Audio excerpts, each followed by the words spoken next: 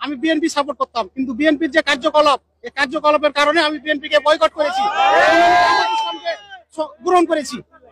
আগামীতে জামাত ইসলামকে ভোট দেবো আমরা। জামাত ইসলামের ভিতরে কি কোনো দুর্নীতিবাদ বা চাঁদাবাদ মানুষ নেই? না, এখন পর্যন্ত কোনো দুর্নীতি দেখিনি। জামাত ইসলামের ভিতরে কোনো দুর্নীতি নাই, কোনো চাঁদাবাজি নাই তাদের জন্য। তারা ক্ষমতা আসলে তো নারীদের জন্য নাকি সমস্যা হবে অনেকে বলতেছে। কেন সমস্যা হবে? আল্লাহ যেটা বলেছেন সেটাই ইসলাম অনুযায়ী চলবে। আল্লাহ কোরআনে যেভাবে বলেছেন পর্দা মানতে হবে নারীদের, তাদের নারীরা পর্দা মানবে। জোর করে তো তারা কিছু করবে না, ইসলাম অনুযায়ী দেশ চলবে। আচ্ছা, আপনি যে বিএনপি করতেন এর আগে, বিএনপি এবং জামাতের মধ্যে পার্থক্য কি পেয়েছে? আসলে বিএনপি তো জামাত বিএনপি কেউ তো আওয়ামী লীগের সময় রাস্তায় দাঁড়াতে পারতো না। এখন আওয়ামী লীগ পালিয়ে যাওয়ার কারণে বিএনপি এখন যে চাঁদাবাজি শুরু করে দিয়েছে, অনেক চাঁদাবাজি করছে বিএনপি।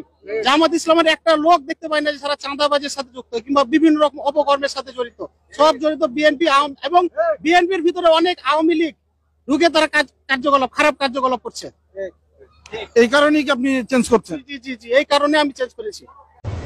বাংলাদেশ জাতীয়তাবাদী দল বিএনপির সাথে আমি সংশ্লিষ্ট ছিলাম। পদবি সহ এবং কেন্দ্রীয় ঘোষিত সমস্ত কর্মসূচিতে আমার উপস্থিতি ছিল।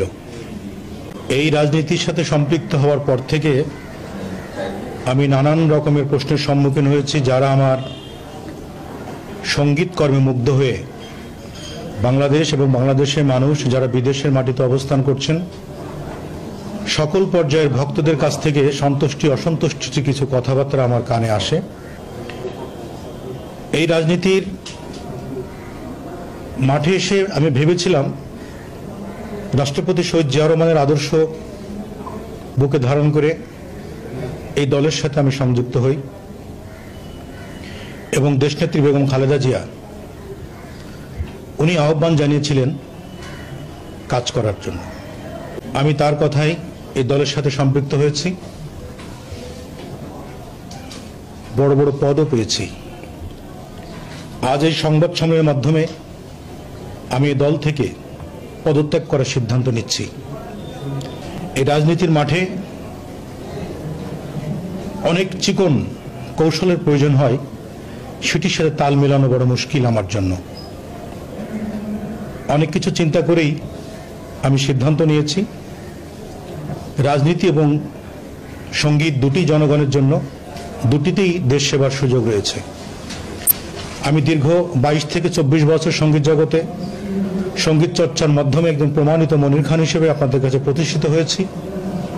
আমি জনগণের দাবিতে, আমার ভক্তদের দাবিতে আমি রাজনীতির মাঠ থেকে নিজেকে গুটিয়ে নিয়ে আবার সঙ্গীত জগতে আমার সঙ্গীত চর্চায় প্রাণ খুলে সবার জন্য, দেশের জন্য, সব মাধ্যমেই আমি আবার গান গেতে চাই। বিগত 3 থেকে 4 মাস আগে নমিনেশন প্রত্যাশী সকল বিএনপির নেতৃবৃন্দের সাথে বসে, আমার নিজের অফিসে বসে আমরা সিদ্ধান্ত নিয়েছি যে বিএনপির মধ্যে কোনো গ্রুপিং নয়, কোনো কন্দল নয়, আমরা সবাই এক ছাতার নিচে কাজ করব। অন্ততপক্ষে বিএনপির মধ্যে নমিনেশন যাকেই দিক কারো কোনো কমপ্লেন থাকবে না, আমরা এক বাক্যে তার পেছনে কাজ করব। এত বড় সিদ্ধান্ত, এত বড় ঐক্য করার পরও যদি বিএনপির বাইরে চলে যায় এবং আমার ওখানে লক্ষ লক্ষ জনতার চোখের পানি, বুকের ব্যথা মেটানোর ক্ষমতা যদি আমার হাতে না থাকে, সেই জায়গায় থাকার বা সে জায়গায় কাজ করার কোনো ইচ্ছা শক্তি থাকার কথা নয়। বুঝছি, যখন দেখলাম তীর একেবারে আমার বুকে বিচ্ছে, লক্ষ লক্ষ মানুষ ধুলোয় লুটিয়ে কান্নাকাটি করছে, এখানে আর থাকার কোনো যুক্তি আছে বলে আমি মনে করি না। জামাতে ইসলামী কিন্তু বাংলাদেশের বিরোধিতা আসলে করে না, কোনো সময় আর বলে না। সংবিধান যেভাবে শেখ মুজিবের আমল থেকে ধর্ষিত হয়ে আসছে, কথা হচ্ছে এখন যেটা শেখ হাসিনা এখনো পর্যন্ত বলতো যে তাদেরকে বাংলাদেশ বিরোধী ইত্যাদি, এটা ঠিক না। এখন তারা বাংলাদেশ বিরোধী না, তারা জনগণের দুশ্মন বলে আমি মনে করি, কিন্তু তারা বাংলাদেশের বিরোধী না।